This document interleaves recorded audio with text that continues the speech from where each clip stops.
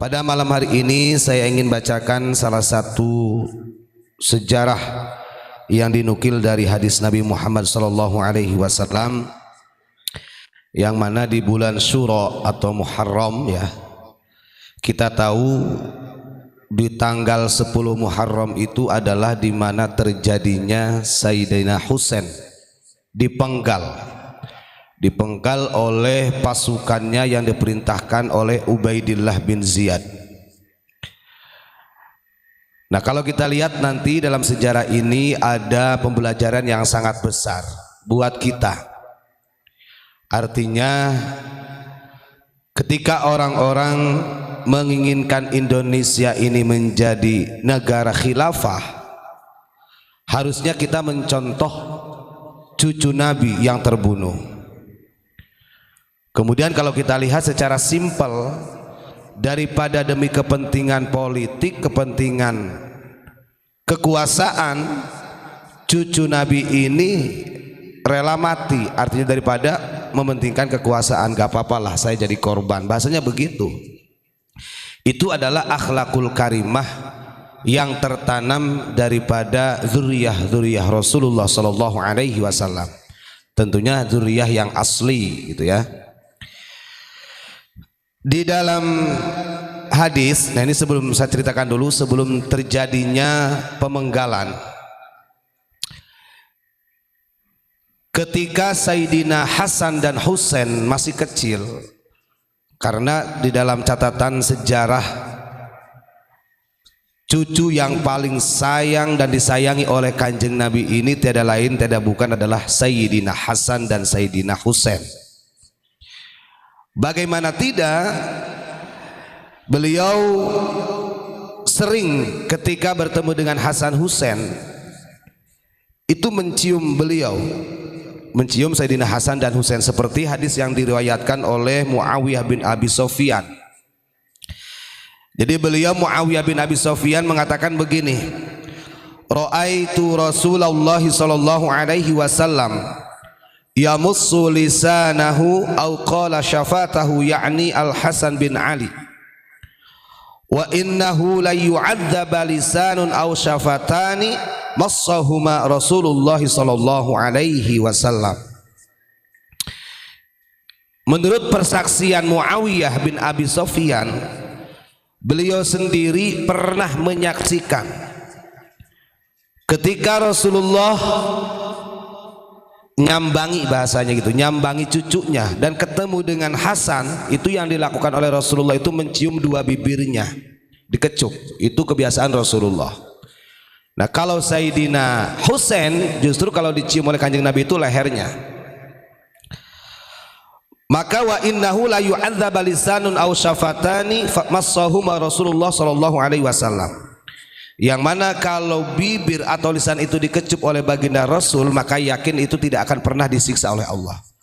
Artinya udah pasti menjadi ahli surga. Makanya Hasan Husain ini dimasukkan kepada ahlul bait wa yutahhirukum tathhira, yang Allah sucikan. Nah, kebiasaan Rasulullah seperti itu, walaupun Sayyidina Hasan dan Husain ini masih kecil.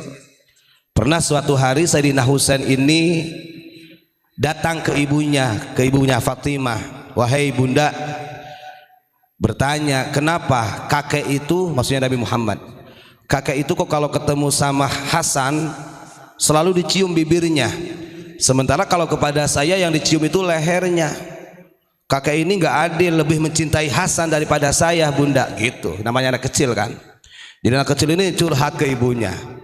Watul ya, cemburu sosial. Kakek Muhammad ini nggak adil, bunda, katanya gitu. Masa kalau Hasan dicium bibirnya, sementara kalau saya cuma lehernya kalau dicium.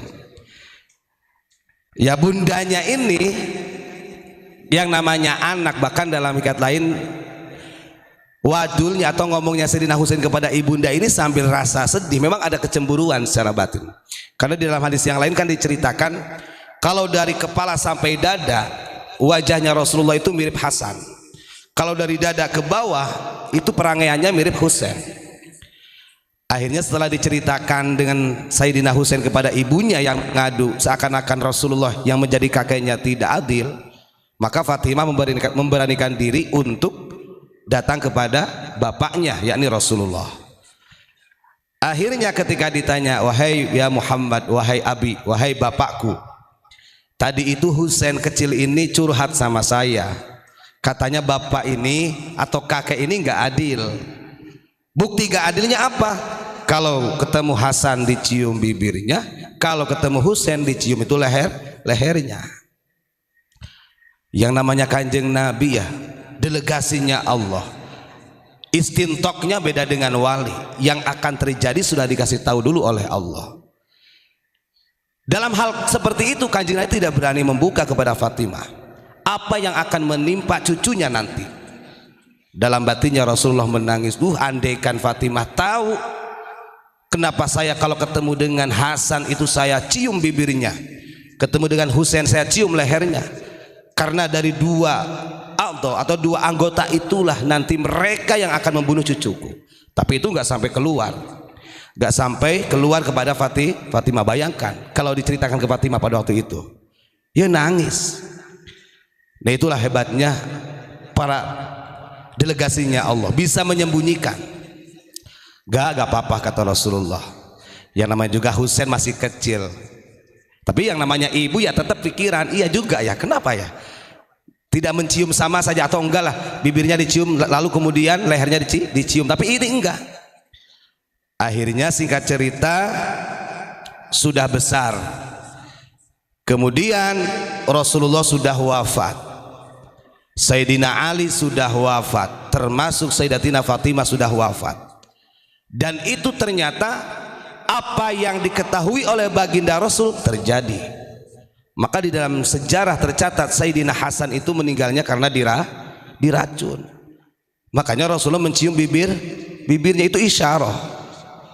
Bahkan Sayyidina Husain terbunuh di tanggal 10 Muharram nanti, yang biasanya orang Syiah melakukan ritual Karbala itu dipenggal.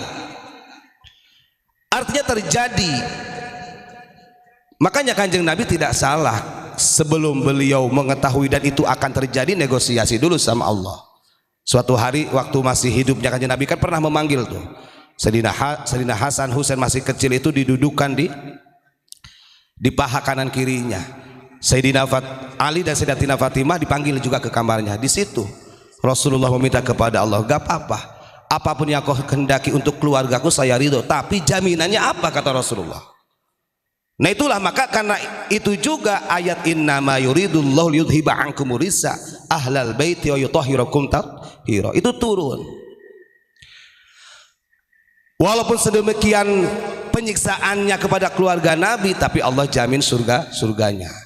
Arti itu sebagai jamul fuad, pelipur laranya baginda Rasul. Udah gak apa-apa, walaupun cucu-cucuku ini nanti terbunuh dengan sadis seperti itu, saya meminta pertanggungjawaban dari engkau ya Allah, selamatkan ahlul baitku. Nah itu, maka kalau ada orang yang mengaku-ngaku ahlul bait, seberapa besar perjuangannya, pret yang ada kan, gak seimbang dengan sejarah itu. Nah ketika di masa Khalifah Yazid bin Muawiyah, karena begini, nah ini adalah peringatan keras buat orang-orang yang memang selalu ingin mendirikan khilafah. Kita harus belajar sejarah yang betul-betul sempurna. Dari zaman setelah ditinggalnya oleh Nabi dan Khulafair Rasyidin. Khulafair Rasyidin itu sahabat 4, Abu Bakar, Umar, Utsman, Ali. Ini kan penerusnya, ini kan dari cucu-cucunya Rasulullah. Dan tidak dipungkiri mereka ini berebut kekuasaan, berebut kepemimpinan. Makanya kalau kita mau sadar betul, terjadinya perang saudara itu ya karena kepentingan politik. Politisasi agama ini sudah terjadi sejak dulu. Makanya terjadi zaman Sayyidina Umar terbunuh, Sayyidina Ali terbunuh, terus dan menerus sampai cucunya. Maka kalau saya tidak sepaham ketika ada orang mengatakan, gak apa-apa kami sebagai cucunya Nabi difitnah, dipenggal orang, kakek-kakekku juga dipenggal. Tidak sepaham kalau itu. Beda ceritanya. Nah terjadi pemenggalan Sayyidina Husain ini satu, siapa yang memerintah? Maka yang memerintah untuk memenggal, mengepung keluarganya Kanjeng Nabi waktu itu Sayyidina Husain umur 53 tahun, sudah tua memang. Itu yang memerintahkannya adalah Ubaidillah bin Ziyad. Catat, Ubaidillah bin Ziyad. Nah, sampai dini hari itu kalau kita lihat kurun waktunya, ini ada rahasia besar siapa si Ubaidillah bin Ziyad itu. Dan Ubaidillah bin Ziyad dia tidak berani dengan tangannya sendiri. Dia memerintahkan pasukan Yazid bin Muawiyah yang pada waktu itu sebagai gubernur.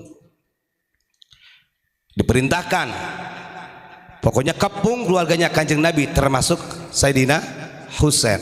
Padahal kalau dari Yazid, gubernur Yazid itu hanya meminta kepada keluarga Nabi yang di waktu itu yang paling tuanya adalah Sayyidina Husain untuk mengakui pemerintahan Yazid bin Muawiyah. Jadi ingat-ingat, yang memerintahkan untuk membunuh, yang memenggal itu adalah Ubaidillah bin Ziyad. Itu ada propaganda politik. Kalau orang yang paham sejarah, ya sekarang kita lihat Yazid bin Muawiyah ini adalah orang-orang Utsman dulunya. Ini adalah adu domba antara pro Utsman sama pro Ali. Kita tahu yang membentrokkan waktu itu antara Muawiyah dengan Syiah tiada lain tiada bukan adalah kelompok yang dari suku Himyar yang menyamar jadi pura-pura jadi Islam yang dipimpin oleh Abdullah bin Sabah waktu itu. Suku Himyar ini dari suku Yaman waktu itu. Ini sejarah ya. Memang kalau kita berbicara sejarah ini sakit sebenarnya, menyakitkan. Ya harus diterima kenyataannya seperti itu.